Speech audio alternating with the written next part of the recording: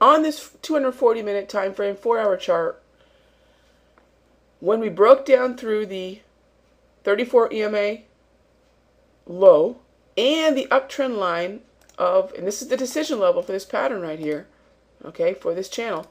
It's the decision level right there. When we broke down through that, you know, are there indicators you can use? I get that question quite often. Is there an indicator I can use to confirm a breakout or breakdown of the pattern? And certainly there are two that you can consider. One is the commodity channel index set on a 20 period. Take a look at that right now.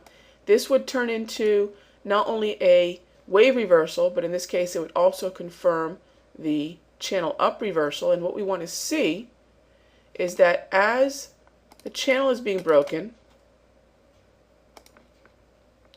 that we're also seeing that the CCI is below 100. So I dropped just a vertical line here.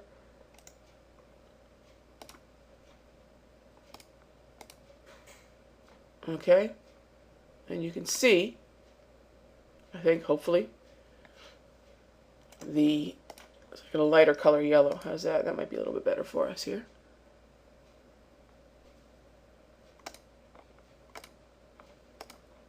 You can see that we were, okay?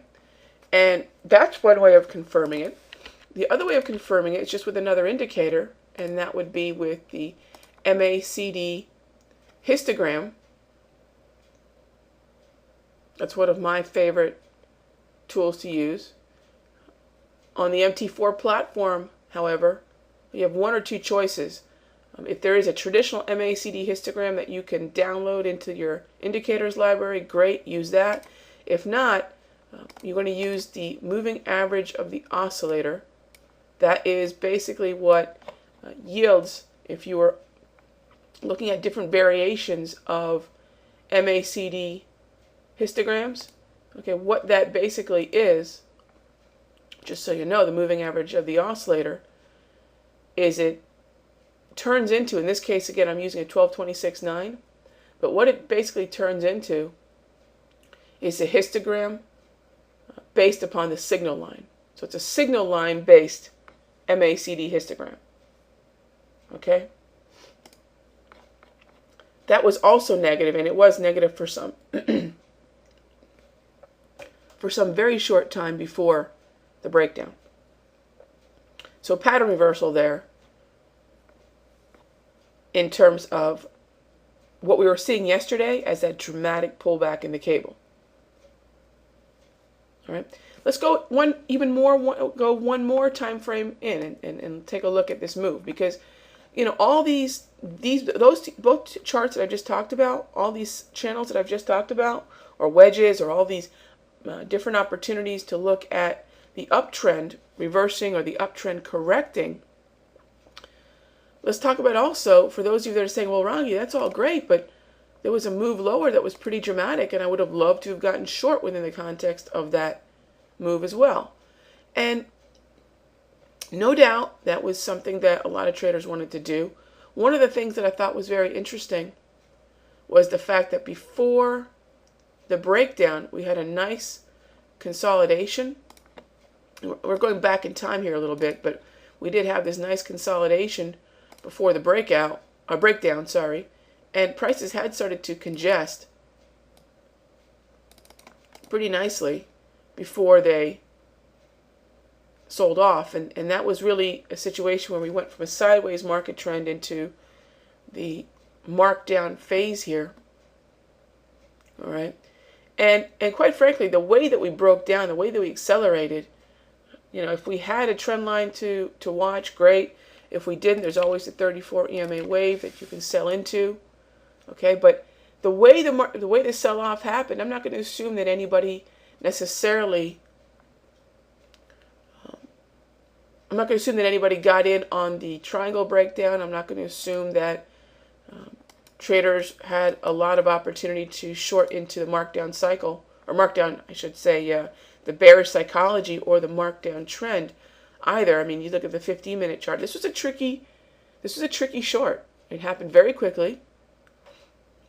Intraday, It didn't correct very much. In fact, in many ways, that 4-hour reversal was probably one of the cleanest ways to get short on the pair with yesterday's weakness. But yesterday's weakness had to be considered a correction, not a reversal of the overall daily trend. Therefore, when we had this projected support level right here, okay, and we nailed it, what else did that projected support level nail? We looked at it on the daily chart. So after we had this channel reversal, this is the projection, the prediction area. This is automatically plotted by the AutoChartist plugin.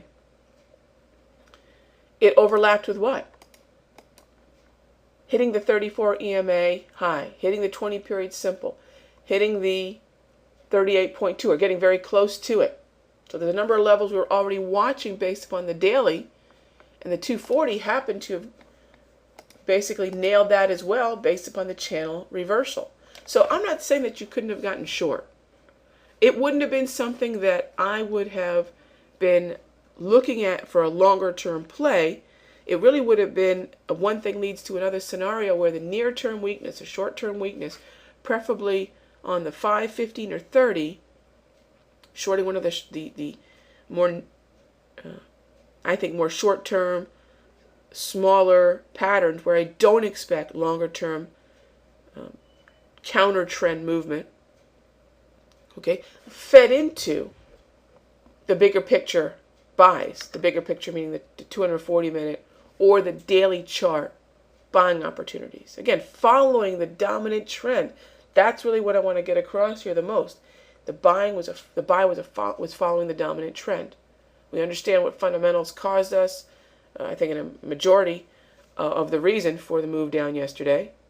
Okay, and here we are recovering quite nicely off all those areas that we suspected could be where the buyers are willing to step in. Okay, now what's shaping up right now on the dollar Canada? Let's talk about that, because this is something we could look at as one that is setting up right now. One swing trade continuation. Prices are moving down lower. So we have a dominant psychology of a bearish market occurring on the daily dollar Canada. And we are bouncing ever so slightly. The loonie had a kind of a rough day. Why? Crude oil sold off about $3. Crude oil, by the way, is in an overall uptrend, and crude oil itself has reached initial levels of support that I would be tempted to buy into, which means that the loonie could begin to regain some strength, and this downtrend could persist. So the loonie gains on the dollar, which, by the way, the dollar's back below 73 on the dollar index. All the pieces are in place for potentially a continuation here. Now, let me show you something. Okay, we've got a bigger picture falling wedge that was broken down through, and we have a near-term wedge right here. And I want to extend out this line of the wedge, this resistance line of the wedge that we see here. Take a look. So here's this line of the wedge. I'm just going to kind of follow it down. Okay? I didn't do a very good job of following it down, did I? Let's try that again, shall we? I'm going to follow that line down. Kind of extend that line. Okay? Now, right here, what am I looking at? I'd like to see selling pressure kick in here. Between the downtrend line and the 20 period simple and the 34 EMA low. There's a number of reasons that between the 20 period simple and the downtrend line of the falling wedge that I've got a swing short zone that I could sell into as the Canada rallies higher. Why am I looking at resistance? Because it's my opinion that within the context of this overall bearish directional bias, it is a higher percentage move and a better position to be short at resistance than be counter trend and look for a buying opportunity longer term. If you want to get long on a bounce, great. Do so in the shorter term time frames. 5, 15, 30. Look for those smaller patterns. Okay? But in the bigger picture, following the trend, I'd rather position myself at resistance. Okay? In fact, even on the shorter term basis, we're seeing some pattern breakdowns. Okay? Head and shoulder breakdown.